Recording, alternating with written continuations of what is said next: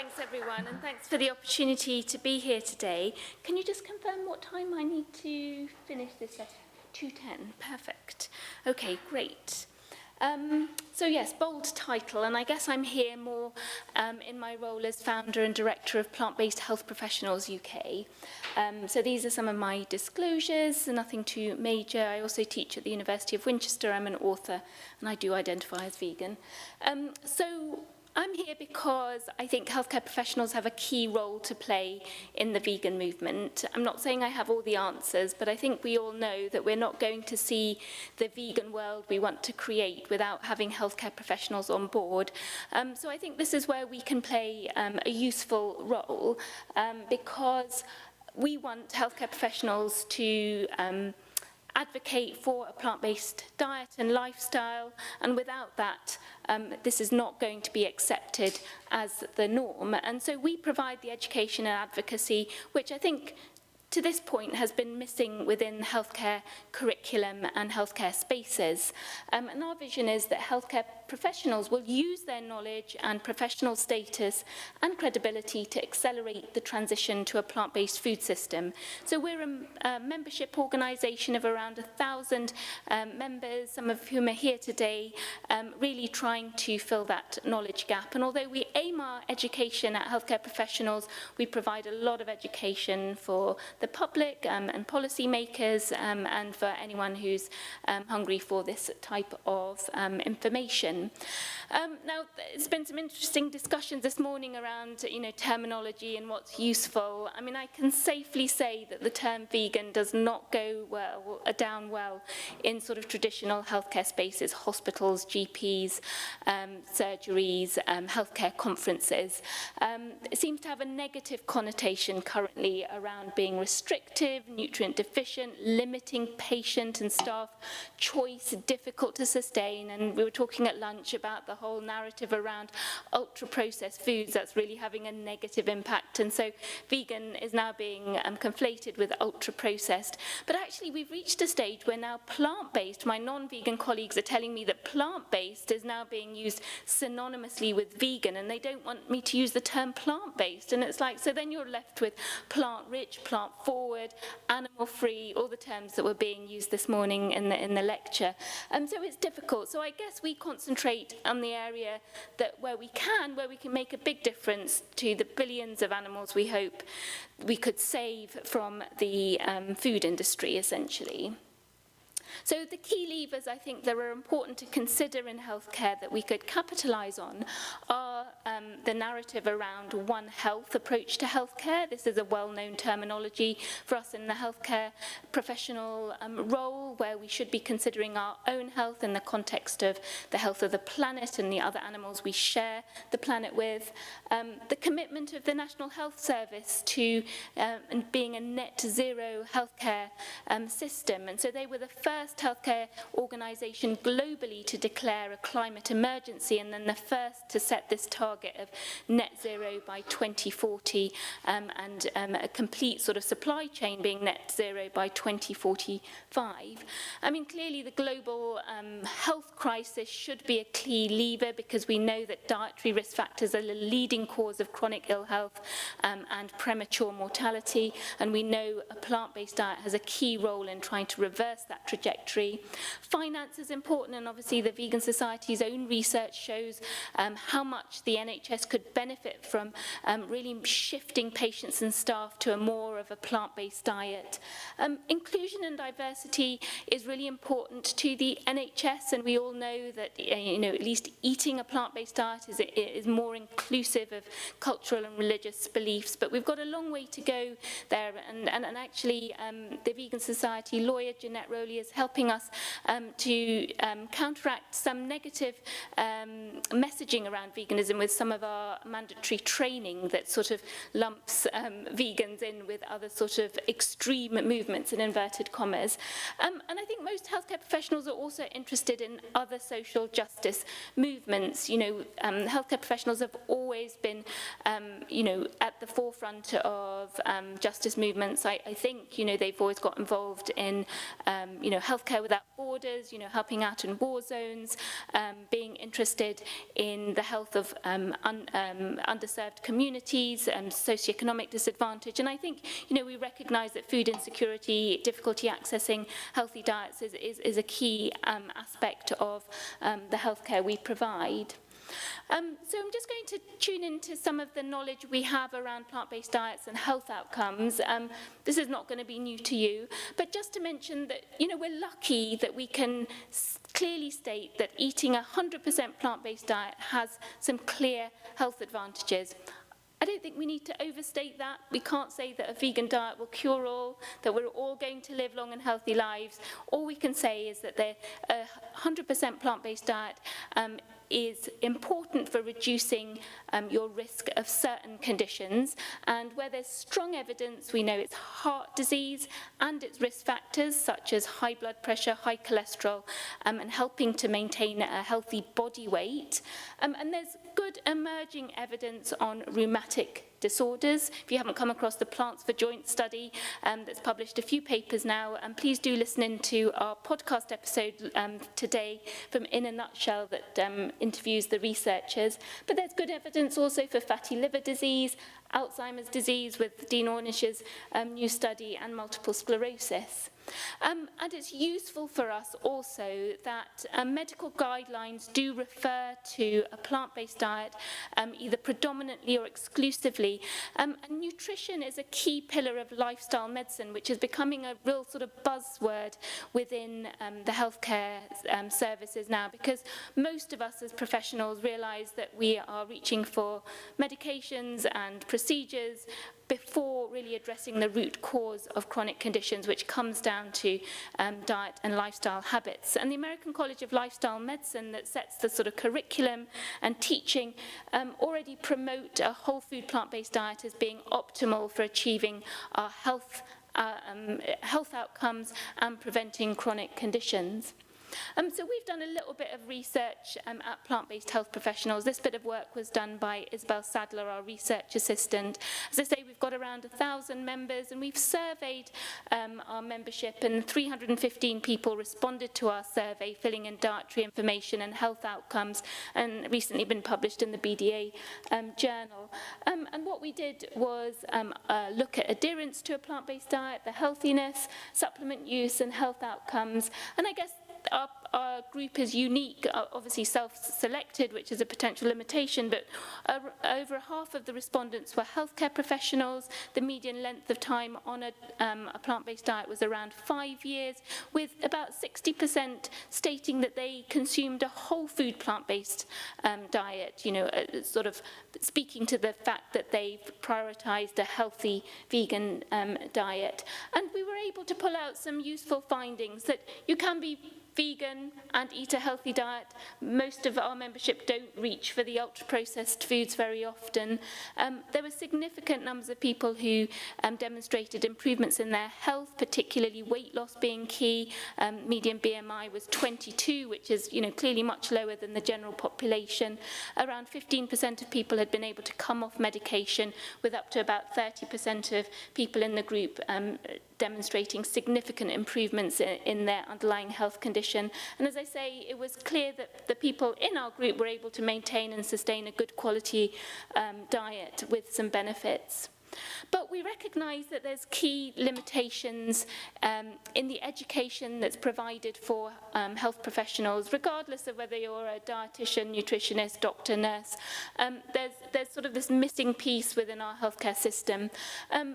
And we, Michael, in our group, is a research dietitian, and he's just surveyed 335 registered dietitians from the UK and Ireland to try and pull out knowledge around beliefs and attitudes towards a whole food plant-based diet, and ask them about the type of education and support they're getting to promote a whole food plant-based diet, not necessarily vegan, but sort of aligning with health and sustainability goals.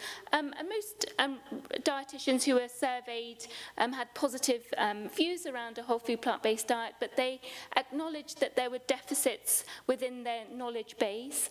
Unfortunately, still a good proportion of the dietitians felt that plant proteins were not complete and you had to still pair protein sources to get all your amino acids. There were genuine concerns around malnutrition risk, micronutrient deficiency and disordered eating, and they acknowledged that there was limited education in there. The courses they'd taken at university, they lacked support in their workplace, even if they did want to advocate for more plant-based eating, and most of them had barriers around eliminating eggs and dairy specifically. Michael's presenting that at the Aspen conference, and hopefully this will be published later in the year. So we've tried to fill this knowledge gap. So we do quite a few things. We produce lots of fact sheets, and we've been lucky enough to team up with some colleagues at the BDA. We've got a set of fact sheets around kidney disease and plant-based diets, because that's become quite a thing within the kidney world to really be promoting plant-based diets for improving kidney function. We've teamed up with the International Board of Lifestyle Medicine and are offering a certification program with the American College of Lifestyle Medicine. And the good thing there is that it's a sort of discipline in itself, and the nutrition piece really promotes a plant-based diet. We've published a textbook, Plant-Based Nutrition in Clinical Practice, that came out probably 18 months or 2 years ago. We've got our In a Nutshell podcast run by 2 GPs, really trying to sort of capitalize on the use of podcasts as a means of education. I work at the University of Winchester, where I offer this course on plant-based nutrition, and now it's accepted and recommended by some of the healthcare colleges. And Cooking for the Climate was the name of a module that we provide at medical schools. We're lucky because in all medical schools in the UK, we've got about 10% of the curriculum can be chosen by the learner. So there's the opportunity for external organisations to offer courses that cover knowledge gaps that aren't currently covered in the curriculum. So we're currently teaching in 3 medical schools. We've got another medical school coming on board next year, and one big aim is really to be able to get into all 42 medical schools, which would be amazing. So we all recognise the climate and ecological benefits to consuming a plant-based diet, with a vegan diet having the greatest benefit. And I think, even though we haven't had the Eat Well Guide updated since 2016, we have got some really encouraging documents from the UK government that help me as a healthcare professional. So the documents are under the banner of All Our Health, which brings together a One Health perspective, and you can see some of the phrases that I've pulled out straight from these documents. They talk about a plant-rich diet being healthy for humans and the planet, and they clearly state that if we choose to limit the consumption of animals, that we can still meet our nutrient requirements on a balanced and plant-based diet. And the UK Health Alliance on Climate Change is our main policy group and lobbying group that represent, they state they represent over 1 million healthcare professionals now through their membership. So a lot of the Royal Colleges and professional societies are members, and they have also got a position statement that they're updating and will be relaunched in October, but they talk about prioritising plant-based and sustainable sourced food. There's an education curriculum for sustainable healthcare from the Medical Schools Council, published in 2018 actually, which clearly states that food is medicine and that a plant-based diet is better for human health and the environment. The trouble is there's so much to fit in the curriculum that very few universities have really sort of fully implemented this education for sustainable healthcare, but it's a good reference for us. And in the last couple of years, we've really noticed a sort of step change in the way the climate active healthcare professionals, which are a much larger group than the vegan healthcare professionals, a bit like sort of criminology and green criminology, they're not all vegan, but you'll have seen quite prominent voices in the media talking about the climate crisis being a healthcare crisis, and healthcare professionals, doctors, putting their livelihoods and their careers on the line to protest, have a criminal record, go to prison. And so we've teamed up, not that we're planning to go to prison, but we've teamed up with many of these climate active groups like HealthXR, Ecomedics, UK Health Alliance on Climate Change, who've really accepted our message, recognised they don't have the knowledge, and are calling us in to support their work around advocating for a plant-based diet. The UK Health Alliance on Climate Change signed the plant-based treaty, which we think was great. And so there's some really great messaging coming out of the climate active group that helps us. This is included in their guidelines. So on the left, you can see some guidelines from the Irish College of GPs.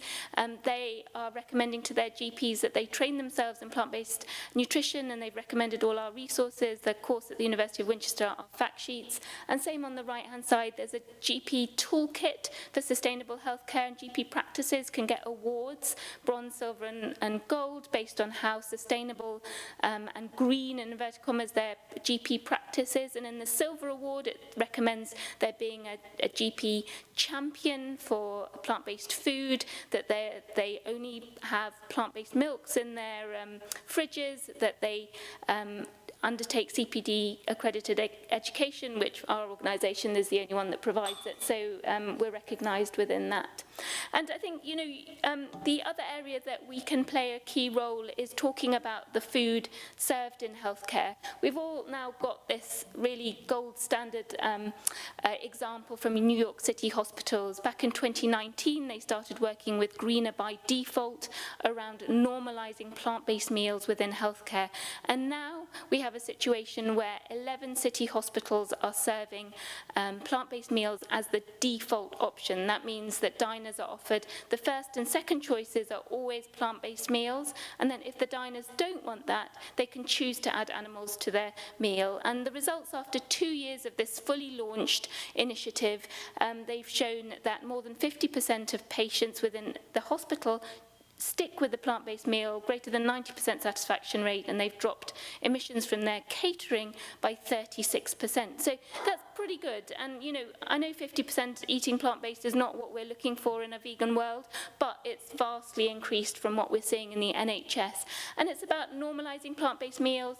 Nothing is removed from the menu, choice is maintained, which is really important in the NHS, it seems. Nobody wants to restrict food choices, and it's inclusive of cultural and traditional preferences, and it's aligning with health and sustainability goals. So we looked at what our NHS hospitals are putting out there as messaging. Every NHS trust and ICS has a green plan about what it's going to achieve around their climate and environmental goals, and we looked at what they're saying around food. And, you know, it's very mixed. They're very comfortable about talking about having local produce, 83%. But as we know, you know, local doesn't mean it's better for the environment. But only 5% of these green plans from 40 different hospital trusts actually talk about promoting plant-based meals to patients and staff. My own trust, the green plan states that they're going to have at least one veg or vegan option. Well, great, you know, it doesn't mean people are going to choose it. So there's this big fear about limiting choice and then getting poor feedback from our patients, because the only thing the NHS hospitals are worried about is the feedback they get from their patients and staff. But we asked specifically our patients at King's. We surveyed about 118 patients around what they would, how they would feel if we removed at least red and processed meat from menus, because we know these are the most harmful foods for our own health, but also the most detrimental to the environment as well. And actually, when you ask them, when you explain what the reasons would be behind that, about 70% of people didn't mind if these were removed. But I think the NHS Trust still seem cautious. We asked our staff as well, you know, what would they think about more plant-based meals? And interestingly, you know, about a third don't mind if we remove red and processed meat. They're happy if we offer more plant-based meals. They're happy to add more plant-based ingredients like lentils. About nearly half are happy for us to be, you know, switching in plant-based dairy alternatives. But I guess what's important to people is obvious, because all surveys show this. I mean, in a way, it's sort of taste, cost and convenience, isn't it? But health is really important to our staff in the hospitals, so that's useful to know. But beyond that, it's the obvious things like cost and taste and familiarity of meals. And so we need to work that in when we're thinking about changing menus. We also did a consumer survey of 2,000 members of the public around their attitudes to food served specifically in hospitals. And you won't be surprised, most people have a very negative opinion around the food. They don't think it's healthy, they don't think it's appealing. And so we know that we need to make a change.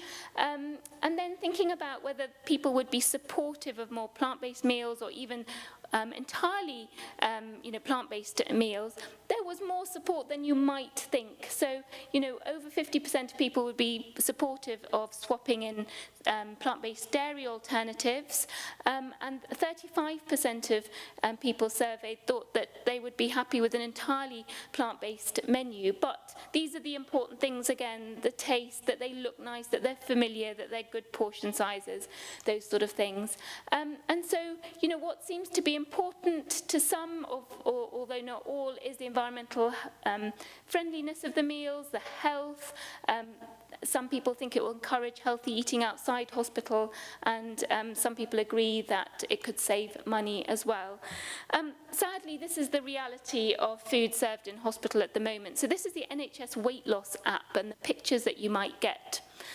It's really quite far away from promoting a plant-rich diet.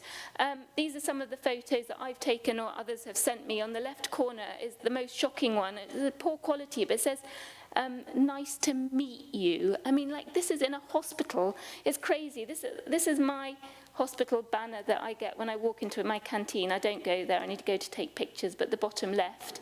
And that's what the staff get served on the top right in my canteen. Menus are improving, so this is the one from MediRest that serve King's College Hospital. They serve about 30 different hospital trusts. They put symbols. You're allowed to put, promotional symbols by the meals, but this is where we are. You can put a heart-healthy symbol by the beef dish because it meets the standards for salt, saturated fat, and sugar. So there's some craziness that we have to deal with. And then when you look at what people post online for the meals that they're served, if they ask for a plant-based or a vegan option, they look like this, which is a little disappointing. Clearly there's variety, and some people do it well, but I think we have a long way to go. NHS think this is progress, so what they're committing to is quite moderate, to say the least, but at least there is some messaging around reducing meat consumption. So this is where we hope to be able to make a difference. We've got a campaign called Plants First Healthcare that's around changing the food in all healthcare settings. It's not just about hospitals, Royal Colleges, conferences. We should all be aligning with health and sustainability goals. And as part of that, there's lots of strands to this project, but as part of that, we've got an open letter that will launch on October 16th. And we've actually got some really great buy-in from organisations, two of the BDA committees, the Renal and the Sustainability Group. We've got Nuffield Health, which is one of the largest private healthcare providers, endorsed it. My own society, the British Society of Haematology, have. So I feel like there really is a desire to change things and move to more of a plant-based menu. We're also lucky enough now to be working with Greener by Default, who pioneered the initiatives in New York City and more recently in Vancouver. So they've just appointed a UK health manager to work with us to try and bring their initiative of normalising plant-based meals, making it the default option within healthcare settings. And they do that for free. So obviously we've got funding for this healthcare manager, but they'll work with all of the organisations that are interested. And there's already a pilot going for staff canteen at the Royal National Orthopaedic Hospital. So I feel a little bit hopeful that we'll be able to do something. And I think for all of us, I think workplace advocacy is really important. So for our King strategy, we've been able to get this commitment that's written at the bottom there, that we'll work towards a more plant-based menu and progressively remove processed red meat, and we've made some inroads into that. We run Veganuary and No Meat May. We've been doing this. This will be our 5th year probably of running these campaigns, getting staff involved, and we really have created new vegans. People tell me that they've gone vegan because they did Veganuary at King's. And I know this sort of individual one-to-one advocacy is not going to create a vegan world, but I think it's just just normalising this within the healthcare space. And we've had a few wins. So if you're going to organise a meeting in the hospital, an audit meeting, mortality, morbidity, all those meetings we have, the catering is all meat-free, which I think is great. There's no extra charge now for soy milk in the hospital, and there's many more plant-based options in our staff fridges. Nearly coming to an end now. I think when I talked about One Health being a good lever for promoting more plant-based eating within healthcare, these are the areas that I could do another talk on, and obviously you'll be well aware of, that a plant-based diet really helps to address the rising burden of antibiotic-resistant infections, both in animals and humans, air pollution, water pollution, important for food safety, and reducing pandemic risk. So I think all of these areas, when we're talking as healthcare professionals at our meetings, conferences, they're good areas to bring up to promote more plant-based eating. So just to think about what my learning has been since starting Plant-Based Health Professionals back in 2018, I think it's quite clear to me that sort of in the traditional healthcare spaces, it's really hard to use the term vegan. It's just how it is, and I think we need to know the right language to speak to our colleagues in healthcare about, because we don't want to put people off and not be able to sort of discuss the bigger issues just because we get hung up on terminology. So it really is about knowing how to address your audience and speak the shared language. We've been trying to play the inside game, so infiltrate established structures, and now we're teaching in universities and medical schools and dietetic courses. It's about using our networks.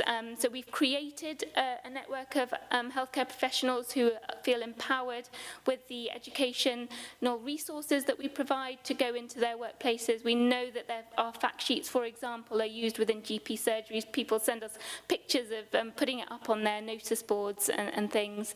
And I think, we all need to have persistence. We can't give up. It's a long-term vision of where we want to see healthcare, and we want to see healthcare recognising the principles of veganism, and if we start with a plant-based diet, that would be a great step.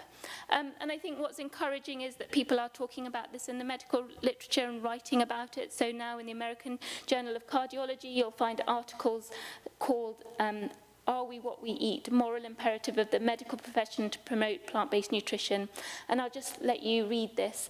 The medical profession can help to move the needle by embracing radical change where possible, especially within our own ranks, and incremental change when necessary to promote harm reduction. We owe it to the profession, to our patients, and to the planet we share. So thank you very much.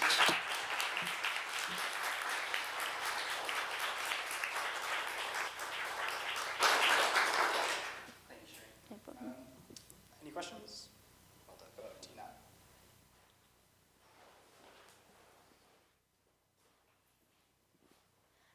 Thank you for the important work that you're doing, very inspiring. Thank you. This is one of my pet peeves. Even though WHO has mentioned processed red meat as carcinogenic, it is really depressing, the photos you've showed. How have you confronted your practice, or in this campaign, have you confronted them using the WHO figures? And I'm just curious about what their reaction to that is. Yeah, I agree. I think it's a travesty that 10 years after, the WHO state that processed red meat is a group 1 carcinogen, that we're still serving it in healthcare. And yes, I mention it all the time. I think we've got a few barriers within sort of the UK healthcare system. I think people fear around limiting choice and the pushback around that. I'm told, so in my hospital, the last item on the menu that I showed is a pork and leek sausage, but it remains the most popular item that people choose, and so they don't want to remove it. So again, it's like worrying about patient feedback if you remove an item that's familiar to people, and the narrative is that people who come into hospital, they're ill, they want to eat food that's familiar to them. Often, there's figures of around 30 to 40% of inpatients are malnourished. If you take away the food that they recognize, it's going to make things worse. Obviously this is a belief rather than, evidence-based, because I've just talked to you about the New York City hospitals that have flipped the norm. And I think just because we haven't had an update to the Eat Well guide since 2016, which doesn't clearly state that you shouldn't eat it. It states that you limit it or you don't eat more than 70 grams a day of red meat. So I think those are the current barriers that we face. But if I had unlimited resources, I think this is what we could all team up together and have a legal challenge, because it's no different from smoking or alcohol. I know the degree of risks is different, you know, the strength, but the strength of evidence is there as well. So I think, you know, if people were open to it, I think we should have a legal challenge to really elevate this subject in people's minds and have an open conversation about this.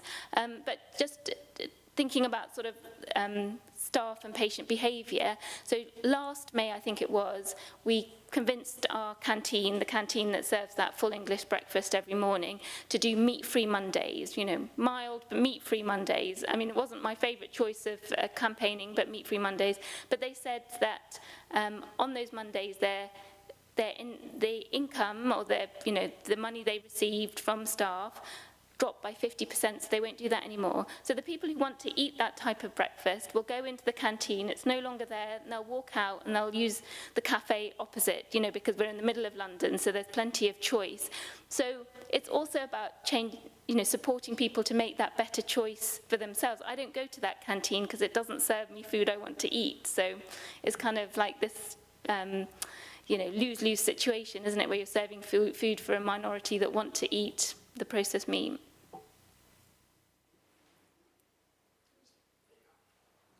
Thanks.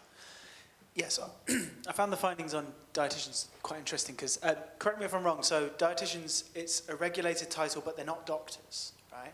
No, they're registered dietitians, which is a protected title, yeah. Yeah, so it's a protected title, but like they're not like GPs, like they've not got a medical. No, but they're clinicians, so they work in a clinically active area and are able to prescribe various things. So yeah. Yeah, so you can kind of think of like doctors and dietitians almost like these kind of sister disciplines.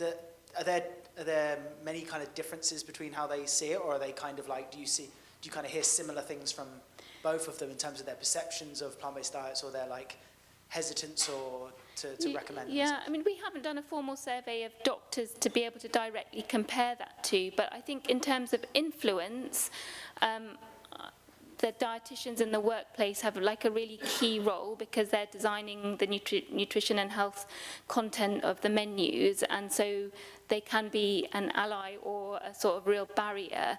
But yeah, I mean, I think it comes down to the similar things about, perceptions about a vegan diet being restrictive, nutrient deficient, unless you're following one yourself and know that those, beliefs are not founded in any real evidence, it's difficult, isn't it? Because it's around sort of promoting something that you're not following yourself. And we know that as clinicians, we're much more likely to prescribe or talk about things like physical activity if we're physically active ourselves. So, there is that sort of intrinsic bias. But we need the dietetic profession on board to make these far-reaching changes.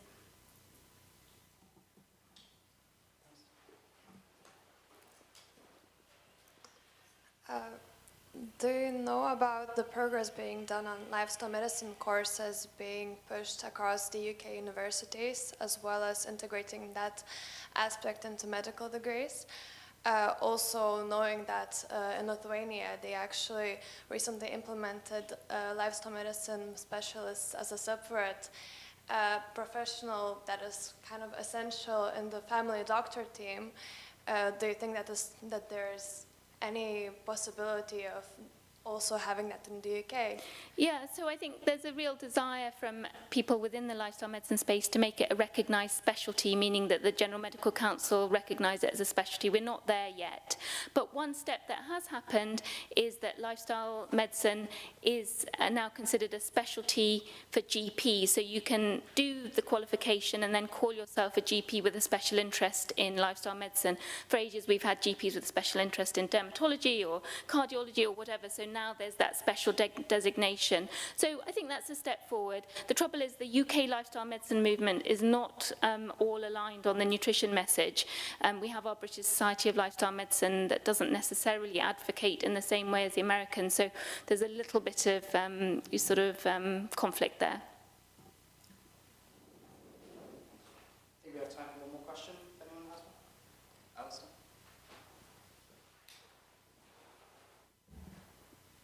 Thanks. Obviously, the organisation represents health professionals, but a lot of the decision makers in this area will be not health professionals, they'll be managers and administrators. Is there any room or any appetite amongst that group of people within the health world for the similar kind of network or activity working together? Yeah, so our organisation, although we're called healthcare professionals, our membership is open to everybody because we recognise that, you know, eating is what we all do. So, and we all want to see the same change within healthcare, whether we're patient, staff, you know, community member, family, etc. So we are inclusive. But what we've been able to do through our Plants First healthcare campaign is join up lots of organisations that can really try and systematically address all the levers within healthcare. As you say, it's the sort of NHS procurement, it's the catering companies, it's, you know, the everyday person working in healthcare. NHS employs, you know, 1.2 million people. So yes, we are trying to bring that together. I mean, I can't say that we've achieved it all, but I think having those sort of climate active groups as well in the UK Health Alliance on climate change, sort of our sort of overarching sort of representing body around climate and health, and then being aligned with plant-based diets is really useful and helps bring in those additional voices. Thank you very much, Shireen. Okay, thank you. Thanks, everyone.